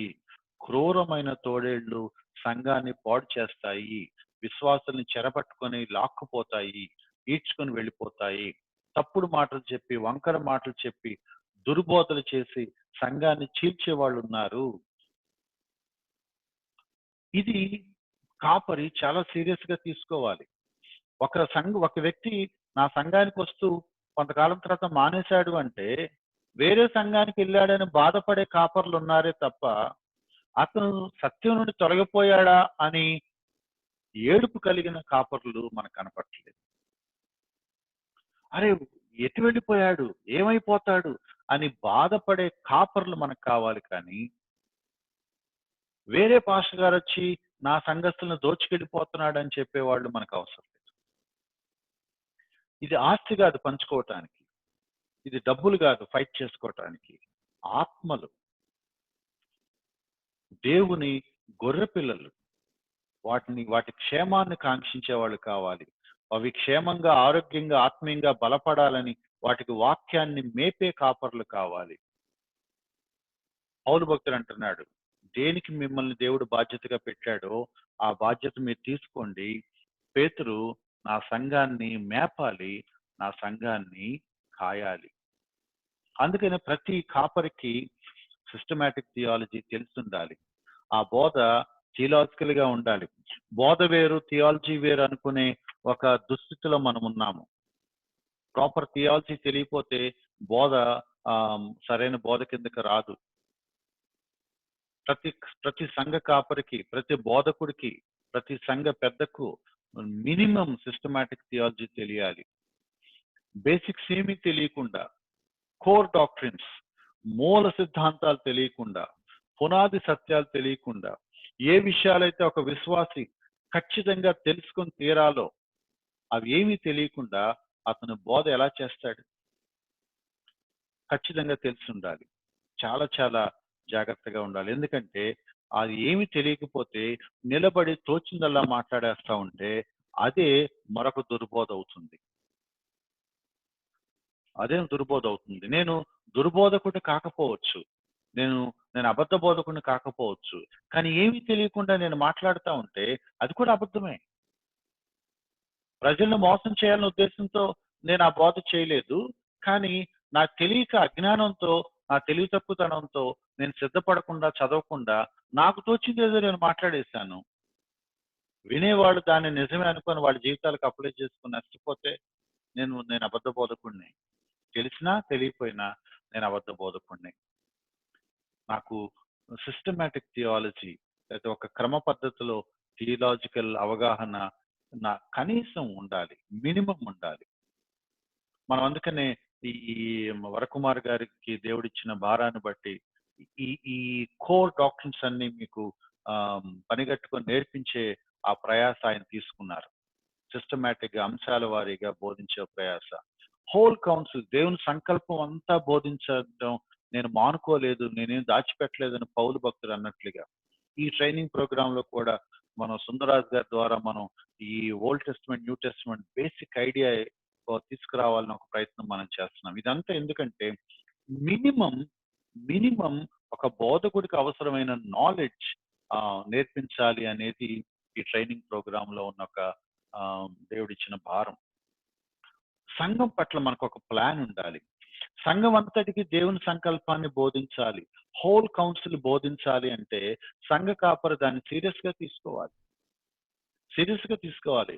నిజంగా ఒక విషయాన్ని నేను అప్రిషియేట్ చేయాల్సింది ఏంటంటే మెయిన్ లైన్ చర్చెస్ అంటే మెయిన్ డినామినేషనల్ చర్చెస్ అంటే సిఎస్ఐ కానివ్వండి, లేకపోతే లూథరన్ కానివ్వండి, ఇటువంటి కొన్ని సంఘాల్లో వాళ్ళకొక ప్రోగ్రామ్ ఉంది. ఒక సంవత్సరం, 2 సంవత్సరాలు, 3 సంవత్సరాలకు సరిపడా వాళ్ళకొక షెడ్యూల్ ఉంది. అంటే ప్రతి ఆదివారం ఏ అంశాలు మాట్లాడాలి అంటానికి వాళ్ళ దగ్గర ఒక కరిక్యులం ఉంది. సంవత్సరాలుగా వాళ్ళు దాన్ని పాటిస్తున్నారు. విచారం ఏంటంటే అక్కడ బోధించే వాళ్ళు సరైన బోధకులు లేరు, కానీ అక్కడ వాక్యంలాగా చెప్పేవాళ్ళు లేరు, కానీ వాళ్ళ ప్రోగ్రామ్ అయితే మాత్రం చాలా అద్భుతమైన ప్రోగ్రామ్. ఇండిజినస్ చర్చెస్ అంటే డినామినేషన్ తో సంబంధం లేకుండా ఎవరికి వాళ్ళు ఇండిపెండెంట్ గా పెట్టుకొని వెళ్ళిపోయి ఒక పాస్టర్ గారి కింద వెళ్ళిపోతున్న సంఘాల్లో ఆత్మీయంగా ఉన్నట్లుగా చాలా మంచి ఆత్మీయంగా ఉన్న వాళ్ళు ఉన్నారు, కానీ సిస్టమాటిక్ టీచింగ్ వాళ్ళ దగ్గర లేదు. అందుకే మెయిన్ లైన్ చర్చెస్ లోనేమో స్పిరిచువాలిటీ కనపడదు, ఇండిపెండెంట్ చర్చెస్ లోనేమో వాక్యం కనపడదు అనే ఒక కామెంట్ ఉంది బయట. అది ఒక విధంగా నిజమే. అది ఎందుకంటే చర్చ్ పట్ల ఒక స్పష్టమైన ప్లాన్ సంఘ కాపరి కలిగి ఉండాలి, బోధకుడు కలిగి ఉండాలి. ఒక ఉదాహరణకి ఇందా మనం మాట్లాడుకున్న 3 రకాల పనులు మనం చేయాలి. ఒకటి ఇవాంజలిస్టిక్, 2 రెగ్యులర్ కాంగ్రిగేషన్ లో మాట్లాడే ఇన్స్ట్రక్షనల్ మెసేజ్, 3 డీపర్ స్టడీ కోసం, థియలాజికల్ అవేర్నెస్ కోసం మోర్ ఇన్స్ట్రక్షనల్ సెషన్స్ చర్చ్ లో వారానికి కనీసం 3 టీచింగ్స్ ఇవ్వటం మినిమం జరగాలి. ఒకవేళ ఇట్లా అనుకుందాం, ఇవాంజలిస్ట్ మీటింగ్స్ రెగ్యులర్ గా ప్రోగ్రామ్ బేస్డ్ గా కొన్ని సంఘాల్లో జరుగుతాయి, కానీ కొన్ని సంఘాల్లో వీళ్ళని బట్టి జరుగుతూ ఉంటాయి. నేను ఓన్లీ చర్చ్ గురించి మాట్లాడుతున్నాను. ఆదివారం గ్యాదర్ అవుతారు, శనివారం కొన్ని సంఘాల్లో గ్యాదర్ అవుతారు, లేదా కొన్ని సంఘాల్లో ఫ్రైడే గ్యాదర్ అవుతారు, కొంతమంది బైబిల్ స్టడీ పేరు మీద వెన్స్డే గ్యాదర్ అవుతారు, కొన్ని చోట్ల ఉమెన్స్ గ్యాదరింగ్ అని, లేకపోతే మెన్స్ గ్యాదరింగ్ అని, యూత్ మీటింగ్ అని గ్యాదర్ అవుతారు. ఎంత కాదనుకున్నా సరే మినిమం వారానికి 3 సార్లు ఒక బోధకుడు మాట్లాడాల్సి వస్తుంది. అంటే ఫుల్ యాక్టివ్ గా ఉన్న చర్చ్ లో ఒక బోధకుడు లేదా ఒక సంఘ కాపరి మినిమం 3 టైమ్స్ మాట్లాడుతున్నాడు. చిన్న సంఘాలు అంత యాక్టివిటీస్ లేవు, అంత వాతావరణం మాకు లేదు అని కొనుక్కున్న పల్లెటూరులో మేబీ వారానికి ఒకసారి మాట్లాడుతున్నాడు, ఆదివారమే మాట్లాడుతున్నాడు. వారానికి కనీసం 3 సార్లు మాట్లాడాల్సిన అవసరం ఉన్నప్పుడు ఆ కాపరి ఏ విధంగా సిద్ధపడాలి, వాటిని ఎలా సెగ్రిగేట్ చేసుకోవాలి, లోతైన అధ్యయనం కోసం ఏ అంశాన్ని ఎంచుకోవాలి, ఏం నేర్పించాలి, నా సంఘానికి ఇప్పుడు ఏం కావాలి, నేను ఎవ్రీ వెన్స్డే ఈ అంశాన్ని డీల్ చేస్తాను, కొన్ని వారాల పాటు ఈ సత్యాన్ని బోధిస్తాను, కాబట్టి వెన్స్డే కోసం కొంత ప్రిపేర్ అవుతూ ఉండాలి. ఆదివారాలు ఏం చేయాలి, ఆదివారాల కోసం ప్రిపేర్ అవుతూ ఉండాలి. మరి శనివారాలు ఏం చేద్దాం, శనివారాల కోసం ఇలా నేను ప్రిపేర్ అవ్వాలి. ఒక ప్లాన్ ఉండాలి, ఒక ప్రణాళిక కాపరి తయారు చేసుకోవాలి.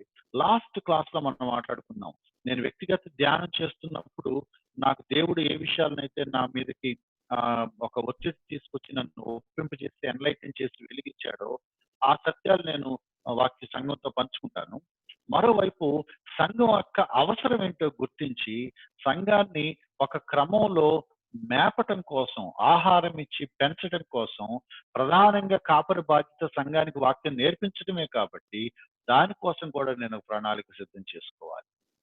ఉదాహరణకి అప్పట్లో ఒక చర్చ్ లో జెహోవా విట్నెస్ బృందం వల్ల కొంతమంది ఇన్ఫ్లుయెన్స్ అయిపోయి, కొంతమంది విశ్వాసం తొలగిపోయి యెహోవా సాక్షుల చర్చికి వెళ్ళిపోవడం స్టార్ట్ చేశారు ఒక ఊర్లో.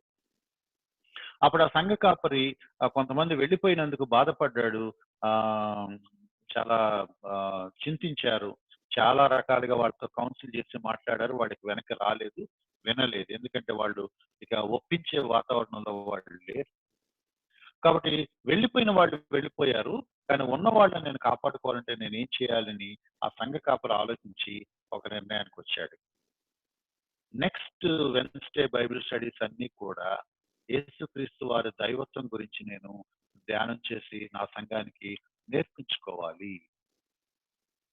నేర్పించుకోవాలి. చర్చ్ నీడ్ బట్టి, వస్తున్న అపాయాలు బట్టి, తోడేళ్ళు ఏ విధంగా అయితే సంఘాలను చీలుస్తా ఉంటాయో, అకార్డింగ్‌లీ సందర్భాన్ని బట్టి ఇవి నేను నేర్పించుకుంటే నా సంఘానికి ప్రస్తుతం అవసరం ఇది. కాబట్టి సంఘ కాపరి ఒక ప్రణాళిక కలిగి ఉండాలి. ఒక దృష్టి కలిగి ఉండాలి. సంఘానికి ఏమి నేర్పించాలి అనే ధ్యాస, ఒక జిజ్ఞాస, ఒక భారం, ఒక ఆరాటం కాపరికి లేనట్లయితే ఆ సంఘాన్ని ఇంకెవరు పట్టించుకుంటారు? ఆ సంఘాన్ని ఇంకెవరు పట్టించుకుంటారు? ఇది చాలా చాలా ప్రాముఖ్యమైన విషయం. ఒక సంఘ కాపరిగా, ఒక బోధకుడిగా మీరు ఆహ్, ఒక చిన్న ప్రణాళిక వేసుకోవాలి. మినిమమ్ వారానికి నేను ఎన్ని సార్లు మాట్లాడుతున్నాను? అన్ని సార్లు ఊరికినే నిలబడి మాట్లాడటమా? నా సంఘానికి ఏదైనా నేర్పించగలనా? వాక్యం 66 గ్రంథాల్లో ఉన్న సమగ్రమైన దేవుని సంకల్పం అంతా నేను బోధించాలి. ఎప్పటికి బోధిస్తాను. కాబట్టి ఒక లాంగ్ టర్మ్ ప్లాన్ ఇది. నిదానంగా, నిదానంగా, అంచెలంచెలుగా, కొంచెం కొంచెంగా, వారం వారం ఒక్కొక్కటి నేర్పించుకుంటూ ఏనాటికైతే ఆనాటికి అవుతుంది. కానీ హోల్ కౌన్సిల్ చర్చ్‌కైతే నేర్పించాలి. కాబట్టి బోధకుడు ఈ దృష్టి కలిగి ఉండాలి. నెక్స్ట్ స్లైడ్‌లో కొన్ని మాటలు నేను చెప్పి సమ్ చేస్తున్నాను. ఈ బోధించేటప్పుడు 2 ప్రమాదాలు జరుగుతుంటాయి. ఒకటి, ఆ బోధించేటప్పుడు, ఆ బోధించే దాంట్లో ఇన్వాల్వ్ అయిపోయి, ఆ మంచి ఫ్లోలో మనం ఒక్కోసారి మనం ఇన్‌స్టంట్‌గా అప్పటికప్పుడు మన మనసుకొచ్చిన కొన్ని మాటల్ని, తలంపుల్ని ప్రసంగంలో చెప్పేస్తూ ఉంటాం. ఈ పని నేను చాలా సార్లు చేశాను. చాలా సార్లు రియలైజ్ అయిన సందర్భాలున్నాయి. ఎందుకంటే ఆహ్, ఇన్‌స్టంట్‌గా అప్పటికప్పుడు మనం తెలియకుండా ఇంటర్ప్రిటేషన్స్ మారిపోతా ఉంటాయి. థియాలజీ కూడా మారిపోతా ఉంటది. నేను చెప్పాలని చెప్పను. కానీ ఫ్లోలో ఒక్కోసారి ఆవేశంగానో లేకపోతే ఒక ఇన్వాల్వ్ అయిపోయి చెప్పే పద్ధతిలో ఒక్కోసారి నేను తెలియకుండా కొంచెం ఓవర్ ఎంఫసిస్ ఇచ్చే ప్రయత్నంలో ఒక్కోసారి అది డాక్ట్రిన్‌కి పక్కదారి పట్టొచ్చు. కాబట్టి కొంచెం కాషియస్‌గా, మరీ ఎమోషనల్‌గా ఉద్రేకంగా మాట్లాడేసుకుంటూ వెళ్ళిపోయి రాంగ్ స్టేట్మెంట్స్ ఇచ్చే ప్రయత్నం మనం మానుకోవటానికి ఒక బ్యాలెన్స్‌డ్‌గా సంయమనం పాటించాలి. చాలా చోట్ల ఆవేశపూరితంగా, ఉద్రేకపూరితంగా మాట్లాడటం మంచి ఉద్యోగ కారణంగా ఉంటుందని వాళ్ళు అనుకుంటారు. మనం గతంలోనే మాట్లాడుకున్నాం. నా ఉద్రేక భావోద్వేగాలు బట్టి ఉద్యమం రాదు. సత్యం వాళ్ళ హృదయాల్లో కార్యం చేయాలి. కాబట్టి నేను చెప్పేది ఉద్రేకం కన్నా కూడా నేను ఆలోచించి నేను చెప్తున్నది నాకు తెలిసే చెప్తున్నాను. అది నాకు అర్థమయ్యే చెప్తున్నాను. నేను కాన్షియస్ లోనే ఉన్నాను. నేను అదేదో ఊరికనే నోటికొచ్చేసిందండి అని తర్వాత అనటం వల్ల ఉపయోగం లేదు. చాలా కొన్ని సార్లు నా వ్యక్తిగత జీవితంలో జరిగింది. రెండవది, ఒక వాక్య భాగాన్ని చెప్పేటప్పుడు దాని మీద ఓవర్ ఎంఫసిస్ ఇస్తాం. అంటే ఆ టెక్స్ట్ ఇక ఇది చాలా ప్రాముఖ్యమైనది అని చెప్పే ఒక ప్రయత్నంలో ఒక డాక్ట్రిన్ అక్కడే మనం ఇంపోజ్ చేసే ప్రయత్నం చేస్తాం. డాక్ట్రిన్ ఒక్క టెక్స్ట్‌లోంచి రాదు. చాలా వాక్య భాగాల్లో నుంచి సమగ్రంగా మనం తీసుకొని ఫైనల్‌గా మనం ఇది డాక్ట్రిన్ అని నిర్ణయిస్తాం. ఆ సమస్త డాక్ట్రిన్‌ని ఒక్క టెక్స్ట్‌లోంచి, ఒక్క వచనంలోంచి మనం తీసుకురాలేము. కాబట్టి రకరకాల సమాచారం అంతటిని ఒక టెక్స్ట్‌లోని ఇరికించి ఎలాగైనా ఒప్పించాలని చూడొద్దు. ఆ వాక్య భాగంలో ఏముందో అదే మనం చెప్పాలి. అక్కడ లేనిది వేరే చోటుంటే వేరే సందర్భం వచ్చినప్పుడు చెప్పుకోవచ్చు.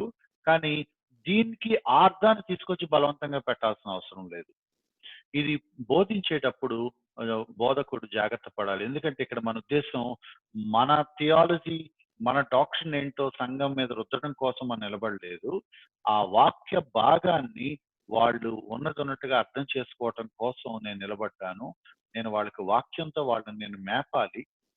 వాళ్ళకి నేను మేపాలి కానీ వాళ్ళకి పెట్టే ఆహారం నాకు నచ్చిన ధోరణిలో నేను పెడతాననే హక్కు నాకు లేదు. టెక్స్ట్ ఎలా ఉందో ఆ టెక్స్ట్ ని యాజ్ ఇట్ ఈస్ గా వాళ్ళ ముందు పెట్టే బాధ్యత బోధకుడిది. మనం మాట్లాడుకున్న మాటలు 2 మాటలు రికగ్నైజ్ ద కండిషన్. మన సంఘాల స్థితి ఎలా ఉందో మనం చూడాలి. ఆ సంఘానికి ఏం అవసరమో మనం గమనించాలి. కాపరికి ఆ దృష్టి, ఆ కళ్ళు దేవుడిస్తాడు. మా సంఘస్థులకి ఏం కావాలని గుర్తించలేడు అనంటే అది బహుశా అతను కాపరి కాదు అని మనం గుర్తుపట్టాలి. ఎందుకంటే తన గొర్రెలకు ఏం కావాలో గుర్తించలేని వాడు గొర్రెలను మేపడానికి అర్హత లేదు అతనికి. కాబట్టి ఆ బోధకుడు లేకపోతే సంఘ పెద్ద, సంఘ నాయకుడు, కాపరి తన సంఘానికి ఏం కావాలో, ప్రస్తుతం తన సంఘం ఏ పరిస్థితుల్లో ఉందో, ఏ బోధ తన సంఘానికి ఇవ్వాల్సిన అవసరం ఉందో, ఆ అత్యవసరం ఏంటో అవి కాపరికి గుర్తిస్తాడు, తెలియాలి, గుర్తిస్తాడు. ఆ ప్రకారంగా ప్లాన్ చేసుకుంటాడు. దానికోసం కష్టపడతాడు. దానికోసం ప్రయాసపడతాడు. ఒక అంశాన్ని నేర్పించడం అంటే స్టైల్‌గా ఒక టాపిక్ టీచ్ చేస్తున్నానని చెప్పడం కాదండి. దానికి ఒళ్ళు హూనం చేసుకోవాలి. తల బద్దలు కొట్టుకోవాలి. జుట్టు పీక్కోవాలి. ఆరోగ్యాన్ని పణంగా పెట్టి, సమయాన్ని గంటలు గంటలు వెచ్చించి, నీ ఎనర్జీని ఇన్వెస్ట్ చేసి దాన్ని నువ్వు చదవాలి, ధ్యానించాలి, కష్టపడాలి. నువ్వు దాన్ని రాసుకోవాలి, ఒక ఆర్డర్‌లో పెట్టుకోవాలి. చెప్పేటప్పుడు వినేవాళ్ళకి అది సులభంగా ఒక క్రమంలో అర్థం అవ్వటం కోసం ఎంత ప్రయాస పడాలంటే అదొక ప్రసవ వేదన లాంటిది. ప్రసవ వేదన లాంటిది. నువ్వు అనుకున్న ఆ సత్యాన్ని వాళ్ళకి డెలివర్ చేసే వరకు నువ్వు ఆ నొప్పులు పడుతూనే ఉంటావు. కానీ ఇంత ప్రయాస పడాల్సి వస్తుందని తెలిసినా కూడా సంఘ క్షేమం కోసం అంత కష్టాన్ని నేను పడతాను. ఈ కష్టం పడటం కోసమే దేవుడు నన్ను పిలిచాడు. ఈ పని చేయటం కోసమే దేవుడు నన్ను పిలిచాడు అన్నప్పుడు ఆ కష్టం పడటానికి బోధకుడు సిద్ధమవుతాడు. ఇంత కష్టపడటం ఇష్టం లేనివాడు అతను బోధకుడు కాదు. ఆ దేవుడు అతన్ని పిలవలేదు. నేనేమి ప్రయాసపడను, నేనేమి చేయను, ఊరికి నేను పుల్పిట్ దగ్గర నిలబడతాను. ఆ టైంకి నేను ఏది తోస్తే అది మాట్లాడతాను. ఎలా వస్తే అలా మాట్లాడతాను. ఎలాగోలా మేనేజ్ చేయటం నాకొచ్చు అని అనుకునే వాళ్ళకి నా మనవి ఏంటంటే దయచేసి మీరు ఆ వేదిక ఎక్కద్దు. దయచేసి మీరు ఆ వేదిక ఎక్కద్దు. దయచేసి మీరు బోధించొద్దు. మీరు సంఘం మీద ప్రయోగాలు చేయొద్దు. దేవుని వాక్యం నేర్చుకుంటానికి 100 మందో, 200 మందో ఒక ఆదివారం తమ సమయాన్ని వెచ్చించుకొని వచ్చి ఒక 2 గంటలు కూర్చొని శ్రద్ధగా, ఆశగా దేవుని వాక్యం వినటానికి ఎదురు చూస్తా ఉంటే మీరు నిలబడి వాళ్ళ విశ్వాసాన్ని అపహాస్యం పాలు చేయొద్దు. ఎగతాళి చేయొద్దు. నోటికి ఏదొస్తే అది మాట్లాడేసి, ఏది పడితే అది తోచింది చెప్పేసి, మీరు వినండి అని వాళ్ళ విశ్వాసాన్ని కించపరచొద్దు. కాపరికి ఓ బాధ్యత ఉంది. 2 వచనాలు నేను చదివి ముగిస్తున్నాను. చాలా భారభరితమైన వచనాలు. మనం చదువుతున్నప్పుడు మన హృదయాలు కూడా నిజంగా వేదనతో నిండాలి. ఆ వచనాలు ఎంత భారంతో పరిశుద్ధాత్ముడు రాయించాడో చూడండి. అపోస్తల కార్యముల గ్రంథం మేబీ మీకు అది కనపడుతుందో లేదో లేదా మీరు బైబిల్‌లో అయినా మీరు చూడొచ్చు. అపోస్తల కార్యముల గ్రంథం 20వ అధ్యాయం 20, 21 వచనాలు. ఇప్పటి వరకు మనం మాట్లాడుకున్నవన్నీ సమప్ చేసి 2 వచనాల్లో మీ ముందు పెట్టే ప్రయత్నం చేశాను. అపోస్తల కార్యముల గ్రంథం 20వ అధ్యాయం 20వ వచనం, 21వ వచనం. పౌలు భక్తుడు అన్నమాట. ఇందాక మనం చదువుకున్నదే ఇంకొక ఆ పై వచనాల్లో మళ్ళీ ఇంచుమించు అదే మాటలు మళ్ళీ చెప్పాడు. ప్రయోజనకరమైనది ఏదియు దాచుకొనక. బోధకుడు మొత్తం బోధించాలి. దాచుకోవటానికి వీలు లేదు. హోల్ కౌన్సిల్ ఆఫ్ గాడ్, దేవుని సంకల్పం మొత్తం, దేవుని వాక్యం అంతటిని బోధించాలి. ఎంతకాలం అయినా సరే, ఎంత లేట్ అయినా సరే సంఘానికి మొత్తం బోధించాలి. ఇది వీళ్ళకి అవసరం లేదులేండి అని బోధకుడు అంటానికి వీలు లేదు. అది వాళ్ళకి అవసరమనే దేవుడు వాళ్ళకి రాయించి ఇచ్చాడు ఆ Bible. You should preach everything from the Bible. ప్రయోజనకరమైనది ఏది దాచుకోవటానికి వీలు లేదు. పౌలు భక్తుడు చేసిన తను ఏం చేశాడో పౌలు భక్తుడు చెప్తున్నాడు. పౌలు భక్తుడు చేసిన పనిని మనం గనక జాగ్రత్తగా పరిశీలిస్తే మనకి ఆ డిఫరెన్స్ అర్థమవుతుంది. ఒకటి, బహిరంగంగాను, ఇంటింటను. ఎక్కడెక్కడ బోధించాడు? పబ్లిక్ ప్లేసెస్ లోనూ బోధించాడు, ఇళ్లలో కూడా బోధించాడు. బహుశా బహిరంగంగా సువార్త ప్రకటించుంటాడు, ఇంటింట విశ్వాసులను బలపరుస్తూ బోధించుంటాడు. మీకు తెలియచేయచ్చు, బోధించచ్చు. మీకు అంటే ఎవరు? బహుశా తనతో పాటు ఉన్న విశ్వాసులు. వాళ్ళకి కొన్ని విషయాలు తెలియచేస్తూ, ఎక్స్ప్లెయిన్ చేస్తూ, బోధిస్తూ వాళ్ళకి వాక్యం టీచింగ్ చేశాడనమాట. అలాగే బయటకెళ్ళినప్పుడు కొంతమందికి ఏం చేశాడంటే, మారు మనసు పొంది విశ్వాసం ఉంచాలని యూదులకు, గ్రీస్ దేశస్థులకు నేను బోధించాను. సువార్త ప్రకటించాడు. గాస్పల్ ప్రకటించాడు. అండ్ వాక్యం టీచింగ్ విశ్వాసులకు ఇచ్చాడు. 2 చేశాడు. కాబట్టి బోధకుడికి 2 పనులు ఉన్నాయి. ఏదైనా ఒకటే చేస్తానంటానికి వీలు లేదు. అటు సువార్త చెప్పుకున్నప్పుడు తను రెడీగా ఉండాలి. ఇటు విశ్వాసులకు అవసరమైన వాక్యం చెప్పుకున్నప్పుడు సిద్ధంగా ఉండాలి. అది సంఘ కాపరి కనీస కర్తవ్యం. 2 తిమోతి పత్రికలో అపోస్తలుడైన పౌలు తిమోతితో అంటున్న మాటలు, వాక్యమును ప్రకటించుము, వాక్యమును ప్రకటించుము, సమయమందును అసమయమందును ప్రయాసపడుము. ప్రయాసపడమంటే వాక్యం ప్రకటించడానికి ఎందుకు ప్రయాసపడాలి? వాక్యం ప్రకటించడానికి ఏం ప్రయాసపడాలి? ఏముంటది ప్రయాస అంటే, వాక్యం బోధించే వ్యక్తికి తెలుస్తుంది అది ఎంత ప్రయాసతో కూడుకున్నదో. ఎంత కష్టపడాలి, ఎంత కష్టపడాలి, ఎంత ప్రయాసపడాలి. నీ ఆరోగ్యాన్ని పణంగా పెట్టి, నీ నీ నీ నీ ఆరోగ్యాన్ని పణంగా పెట్టి నువ్వు సిద్ధపడాలి, ప్రిపేర్ అవ్వాలి. ఏమి చెప్పాలో నీకు మనసుకు స్పష్టత రానంత వరకు, నీకు అది అర్థం అవ్వనంత వరకు నువ్వు ప్రసవేదన పడుతూనే ఉంటావు. సంపూర్ణమైన దీర్ఘశాంతముతో ఎలా బోధించాలి? ఇలా మాట్లాడుకున్నాం. భావోద్వేగాలతో, ఉద్రేకంతో కాదు, సంపూర్ణమైన దీర్ఘశాంతంతో. గట్టిగా జోష్తో గట్టిగా అరిచి చెప్తా ఉంటే గొప్ప స్పిరిట్ అనాయింట్మెంట్ అని అనుకునే రోజుల్లో మనం ఉన్నాం. కానీ పౌలు భక్తుడు చాలా స్పష్టంగా చెప్తున్నాడు, సంపూర్ణమైన దీర్ఘశాంతంతో ఉపదేశించు, ఖండించు, గద్దించు, బుద్ధి చెప్పు. ఎక్స్పోజిటరీ ప్రీచింగ్, ఉపదేశించు, ఖండించు, గద్దించు, బుద్ధి చెప్పు. ఎందుకింత ప్రయాసపడి చెప్పాలి? ఎందుకింత ఓపికగా చెప్పాలి? మళ్ళీ ఓపికగా దీర్ఘశాంతంతో, సహనంతో ఎందుకు చెప్పాలి? ఉపదేశించడం, ఖండించడం, గద్దించడం, బుద్ధి చెప్పడం ఎందుకింత ప్రయాసపడాలి అంటే రీజన్ చెప్తున్నాడు. ఎందుకనగా జనులు హితబోధను సహింపరు. మన సంఘస్థులు ఎటువంటి వాళ్ళంటే, ఊరికి నువ్వు వచ్చి ఒకసారి అలా వాక్యం చెప్పేస్తే దాన్ని వినేసి తమ జీవితాలకు అప్లై చేసేసుకొని హ్యాపీగా మంచి బుద్ధిమంతుల్లాగా ఉండే అంత గొప్ప విశ్వాసులు లేరు మన సంఘాల్లో. మనమే సంఘస్థులం అంటే, మన స్వభావం మనకు తెలుసు, మనం ఎటువంటి వాళ్ళో మనకు తెలుసు. మనం హితబోధను సహించే మనసు మనకు లేదు. పదే దేవుడు మనకు చెప్తా ఉంటే, మన హృదయాలను సరిచేస్తా ఉంటే కరిగి ఎప్పటికో మెత్తనైతే అప్పుడు కదా మనం దేవుడికి లోబడేది. ఎంత రాతి హృదయాలు మనకున్నాయో మనకు తెలుసు. జనులు హితబోధను సహింపరు. 1 హితబోధను సహింపరు. 2 దురద చెవులు గలవారు. వాళ్ళకి ఒక రకమైన దురద. ఏంటి దురద అంటే, హితబోధ తప్ప ఏదైనా కావాలి వాళ్ళకి. పనికిమాలిన సంగతులు ఇష్టంగా వింటారు. ఆ విషయాలు కావాలి. ఒకలాంటి ఇచ్చింగ్ ఉంటది. సత్యం తప్ప ఇంకేదైనా వినటానికి ఇచ్చింగ్ ఉంటది. ఆ ఇచ్చింగ్ ఏంటంటే అదే వినాలని వాళ్ళు తరం పడతారు. ఎక్కడి నుంచి వస్తుంది ఆ ఇచ్చింగ్ అంటే కింద చెప్తున్నాడు, తమ స్వకీయ దురాశలకు అనుకూలమైన బోధకుల్ని తమ కొరకు పోగు చేసుకొని. ఎంత భయంకరమైన మాట చూడండి. వాళ్ళకొక ఇచ్చింగ్ ఇయర్స్ ఉంటాయట. ఏదో కావాలి, ఆ బోధే వాళ్ళు వింటారు. ఎంత బాగా చెప్పాడోనండి అని వాళ్ళు మెచ్చుకుంటారు. ఎందుకంటే ఆ దురద అక్కడ వాళ్ళకి సాటిస్ఫై అవుతా ఉంటుంది.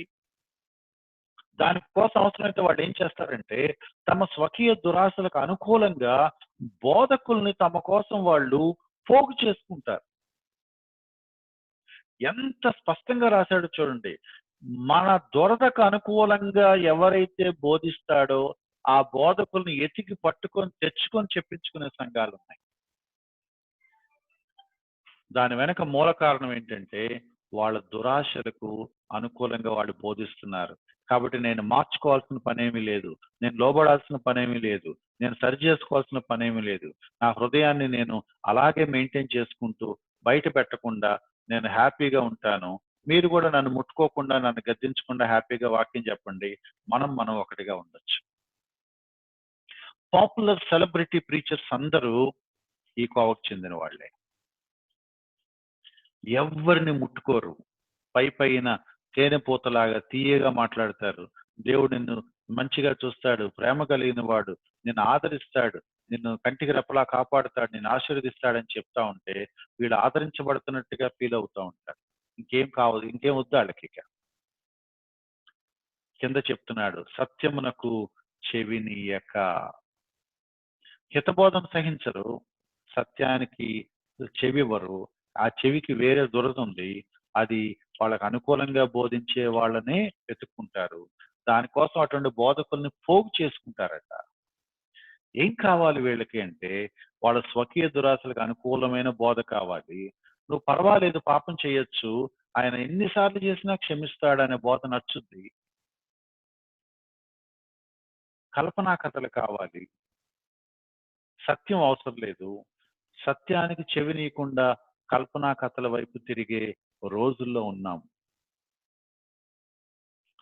వినే వాళ్ళకి చెప్పమని పౌలు భక్తుడు అంటలేదు. ఇటువంటి ప్రజలు ఉన్నారు కాబట్టే నువ్వు వాక్యం ప్రకటించు, సమయముందు అసమయందు ప్రయాసపడు, సంపూర్ణమైన దీర్ఘశాంతంతో బోధించు, ఉపదేశించు, ఖండించు, గద్దించు, బుద్ధి చెప్పు. తిమోతి, ఇది దేవుడు నీకు అప్పచెప్పిన పని. బోధకుడు బోధ చేస్తున్నప్పుడు పాజిటివ్ రెస్పాన్స్లు రావు. హితబోధను సహించిన వాడికి హితబోధ ఏం నచ్చుద్ది?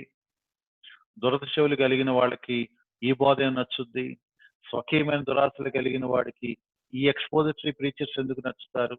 సత్యం నచ్చని వాడికి సత్య బోధ ఏం నచ్చుద్ది? కల్పనా కథలు కోరుకునే వాడికి యథార్థంగా వాక్యం ఉన్నదన్నట్టుగా వివరించి చెప్పేవాడు ఎందుకు నచ్చుతారు?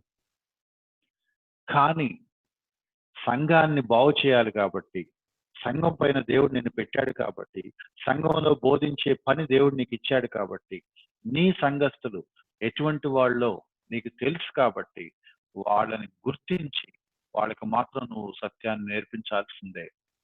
అందుకే చెప్తున్నాడు, సంపూర్ణమైన దీర్ఘశాంతముతో వాళ్ళకు ఉపదేశించు, ఖండించు, గద్దించు, బుద్ధి చెప్పు. ఆ సత్యం వాళ్ళకి అర్థమయ్యే వరకు చెప్తూనే ఉండు, చెప్తూనే ఉండు, చెప్తూనే ఉండు. ప్రకటించు, ప్రయాసపడు. ఇదే 2 తిమోతి పత్రికలో చివరికి వచ్చాడు కన్నాడు, తిమోతి, నేను మంచి పోరాటం పోరాడాను. నువ్వు పోరాటం చేయమని నేను చెప్తున్నాను. ఈ పోరాటం నువ్వు కంటిన్యూ చేయి. నేను ముగిస్తున్నాను. బోధకుడు ప్రకటిస్తాడు, నేర్పిస్తాడు, వివరిస్తాడు, ప్రశ్నిస్తాడు, మందలిస్తాడు, హెచ్చరిస్తాడు, బుద్ధి చెప్తాడు, ఉపదేశిస్తాడు, ఖండిస్తాడు, గద్దిస్తాడు. ప్రీచ్ చేస్తూ టీచ్ చేస్తాడు, టీచ్ చేస్తూ ప్రీచ్ చేస్తాడు. సత్యాన్ని వివరిస్తూ దాన్ని వాళ్ళ హృదయాలకు అప్లై చేసుకునేలాగా వాళ్ళని ఒత్తిడి చేస్తాడు, ఛాలెంజ్ చేస్తాడు, పురికొల్పుతాడు, బ్రతిములాడతాడు, వెంటబడతాడు. ఆ సత్యం వాళ్ళు నేర్చుకోవాలని ఆరాటపడతాడు. ఆ సత్యం వాళ్ళు నేర్చుకున్న తర్వాత ఆ సత్యం నుండి తొలగిపోకూడదని మళ్ళీ మళ్ళీ వాళ్ళు ప్రోత్సహించే ప్రయత్నం చేస్తాడు. వాళ్ళ విశ్వాసంలో చెదిరిపోకుండా, తోడేళ్ల బారిన పడకుండా, విశ్వాసంలో బలపడుతూ, బలమైన ఆహారం తీసుకుంటూ, మేపబడుతూ, కాయబడుతూ ఉండే మందలాగా ఉండటం కోసం ఒక కాపరి ఎంత ప్రయాసపడాలో దేవుని వాక్యం చెప్తుంది. ఆ ప్రయాసకతం సిద్ధపడతాడు. ఒక క్రమ పద్ధతిలో బోధించడానికి, ఒక క్రమ పద్ధతిలో ధ్యానం చేయటానికి, ఒక క్రమ పద్ధతిలో సంఘాన్ని పెంచి పోషించడానికి ఆ కాపరి తీర్మానం చేసుకుంటాడు. దేవుడు ఆనాడు పేతురుని అడిగిన ప్రశ్నే ఈరోజు మనల్ని కూడా అడుగుతున్నాడు. పేతురు ప్లేస్లో మన పేరు మనం పెట్టుకోవాలి. సురేష్, నువ్వు నన్ను ప్రేమిస్తున్నావా? నా గొర్రెలను మేపు, నా గొర్రెలను కాయము, నా గొర్రెలను మేపుము. వేరే పని దేవుడు మనకు అప్పచెప్పలేదు. భారంగా ఉన్నా, కష్టంగా ఉన్నా, ఓపికగా ఈ పనికే మనం కట్టుబడి ఉండాలి. ఈ పని ఎంత కష్టమైనా ఆ కష్టానికి సిద్ధపడి మనం ప్రయాసపడాలి. ఈ పని దేవుడు మన భుజాన పెట్టాడు. ఈ బరువును తప్పించుకొని మనం వెళ్ళడానికి వీలు లేదు. సంఘానికి ఏమైనా మనం ఉపయోగపడాలి అనుకుంటే ఈ పని దేవుడు చేయమని మనల్ని అడుగుతున్నాడు. సంఘ కాపరులుగా ఉన్నవాళ్ళు, సంఘంలో బోధించే నాయకులుగా ఉన్నవాళ్ళు ఏం బోధిస్తున్నాము, ఎలా బోధిస్తున్నాము, ఎవరికి బోధిస్తున్నాము, వీటి మీద మనకు ఒక స్పష్టత ఉండాలి, ఒక హృదయం ఉండాలి, ఒక దృష్టి ఉండాలి, ఒక మనసు ఉండాలి. అటువంటి కృప దేవుడు మనకు దయచేయాలని తల్ల వంచి ప్రార్థన చేద్దాం.